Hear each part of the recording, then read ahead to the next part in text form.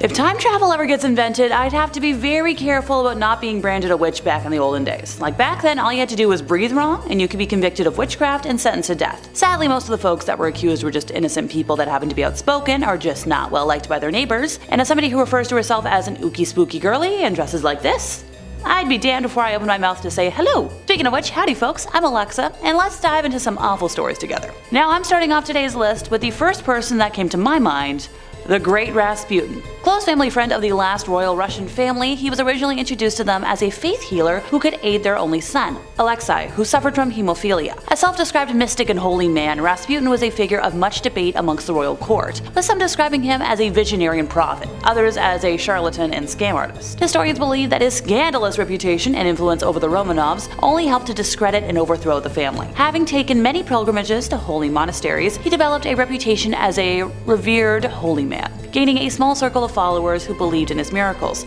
and began leading private prayer meetings, much to the scorn and suspicion of villagers and priests. It was rumored that female followers were ceremonially washing him before each meeting, that the group sang strange songs, and even that they had joined a religious sect whose rituals were rumored to include self-flagellation and orgies. Word of Rasputin's activity and charisma began to spread in Siberia during the early 1900s, where he developed many friendships with high-ranking religious leaders, eventually leading to his introduction to the royal family. It's not certain when Rasputin first acted as Alexei's healer, with the earliest record on date being when he was summoned by Alexandra to pray for Alexei when he had an internal hemorrhage in the spring of 1907, with the young royal healing by the next morning. Due to his closeness with the family, Rasputin was allowed intimate access to the family, in situations that governesses to the young royals described as inappropriate. One governess in particular was released from her position simply for voicing her concerns about Rasputin being allowed around the young ones while they were clad in nothing but their nightgowns. Another one of the nursery governesses claimed in the spring of 1910 that she was seduced into sexual acts against her will by Rasputin, originally having been a devotee of the man, but was later disillusioned by him. The empress refused to believe her and said that everything Rasputin does is holy, later dismissing the governess. It was whispered in society that Rasputin had seduced not only the Tsarina,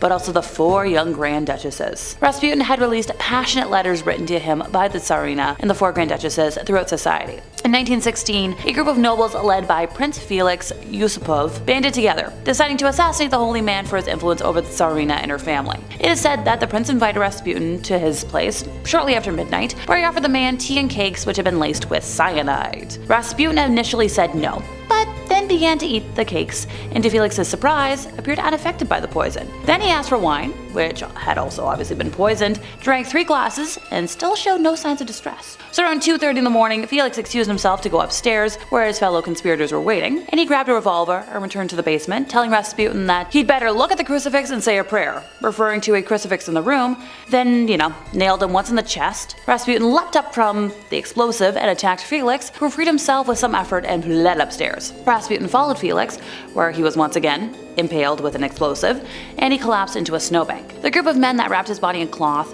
drove it to the Petrovsky Bridge, and then, they all dropped it in the Malaya Nevka River. If you missed something there, it took a combination of cyanide, multiple rounds of explosives, and drowning before Rasputin met the end of time. There's no way that wasn't witchcraft. Okay, we're gonna move on before I see his face in my nightmares tonight. I already had one last night, I don't need more. So when it comes to history, some folks stand out for being a hero. Great virtue. Nobody today though. They're all going to stand out for their descent into darkness. Mary Bateman, a woman born in Assenbury, Yorkshire in 1768, was kind of that sort of person. Her life, detailed in The Extraordinary Life and Character of Mary Bateman, fitting title, reads like a macabre tale of deceit, poison, and a chilling transformation from a seemingly ordinary existence to a practitioner of dark arts. Raised on a farm, Mary transitioned from a farm girl to a servant in Thirsk when she reached her teens. Her life took an ominous turn when she was 20, and she moved to York and worked as a dressmaker. A year later, she found herself entangled in a burglary and subsequently fled to Leeds. Over the following years, Mary's occupation shifted from mantua maker to fortune teller and wise woman, gradually building her reputation in the shadows. In 1792, she married John Bateman, but her criminal inclinations persisted. Robberies, prison escapes, even accusations of working as an abortionist marked her darker exploits. Her criminal activities continued even after her marriage, as she roamed the streets of Leeds posing as a charitable soul, collecting goods for fire victims, only to keep the gifts for herself. In a peculiar twist, Mary joined the followers of the prophetess Joanna Southcott in 1806. She orchestrated the infamous prophet hen of Leeds hoax, claiming that eggs laid by a hen bore apocalyptic messages. A penny was the price of admission to witness these so-called prophetic eggs. However, the truth behind the spectacle revealed Mary's deceitful hand. She had written on the eggs using ink and cunningly reinserted them into the hen. The year 1806 marked another dark chapter in Mary's life when she was approached by William and Rebecca Perigo. Claiming Rebecca was under a spell, Mary began feeding them poisoned pudding, leading to Rebecca's demise in 1808. William accused Mary of both poisoning his wife and defrauding them for charms and cures. Mary's trial in York in March of 1809 painted a picture of a cunning and malevolent woman. The jury swiftly found her guilty of fraud and Rebecca's, well, death. Facing execution, Mary attempted to evade, rope necklace by declaring pregnancy. A panel of matrons assessed her claim, but the jury of women found it false. So on March 20th, Mary met her end at the gallows alongside a couple of men. Oh, but her story does not end here. I wish it did. The after-death fate of Mary Bateman took a gruesome turn, so after her execution, her body was displayed at Leeds General Infirmary, charging visitors for the macabre spectacle. Dissected by William Hay, her remains became a commodity. Strips of her skin were turned into charms, and the tip of her tongue became a morbid keepsake. No thanks. Next up, we have Walpurga Hosmanen. So her life at first glance was kind of unremarkable. Born in Bavaria between 1510 and 1527, she spent her days as a midwife, aiding her community. But of course, she couldn't be good, or else she wouldn't be here. Story took a dark turn in 1587 when she became one of the subjects of a ruthless witch trial in Germany. Now, the charges against her were nothing short of horrifying.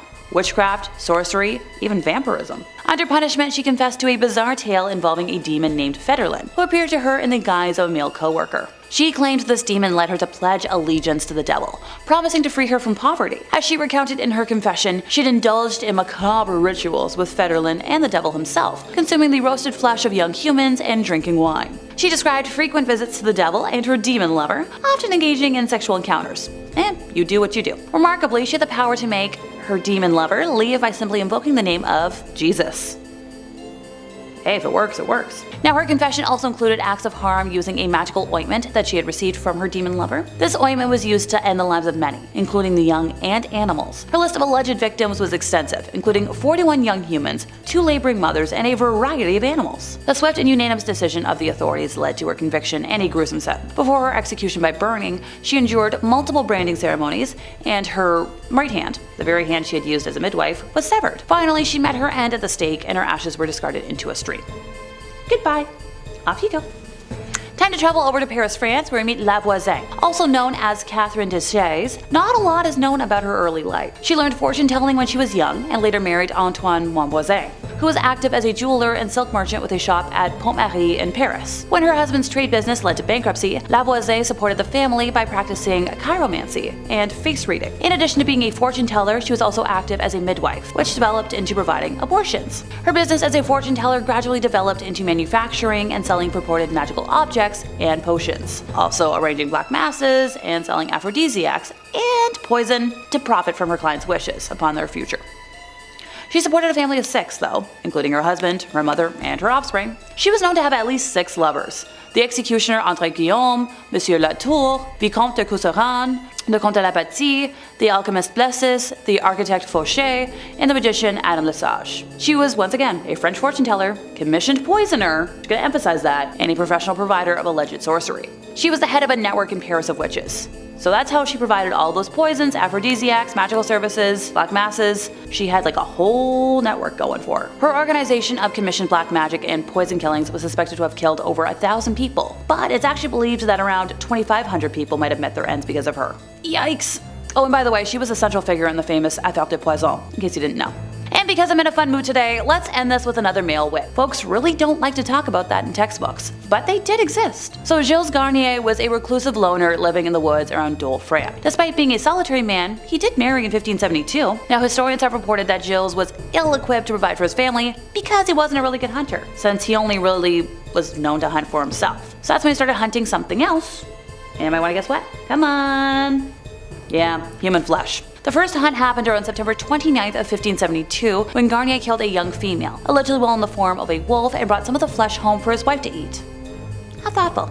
Throughout the autumn, more young humans were found unalived and mutilated, including another young woman that Garnier bit and clawed at, but was interrupted by passerbys before fleeing. Sadly, the girl succumbed to her injuries a few days later. Now in November, Garnier ended the life of a young man this time, enjoying the flesh from his thighs and belly before tearing off a leg to save for later. I could name more, but I'm feeling a little queasy as it is. Now this caused a stir amongst the townspeople, who believed that it was a werewolf who was committing the horrors. Many folks had witnessed a humanoid-looking wolf near the scenes of the crimes, with the animal darting off once it was aware of being seen. Then in January of 1573, there was one last death. This time villagers heard a young person screaming and the sounds of a wolf, witnessing the wolf attempt to flee the scene, but changing into the form of Garnier as it did. He was then arrested, put on the rack, and confessed to killing the young and consuming their flesh. At his trial, more than 50 people testified, and he was found guilty of lycanthropy, you know, the ability to turn into an animal, and witchcraft. He and his wife were burned at the stake on January 8th of 1573. A witch and werewolf hybrid?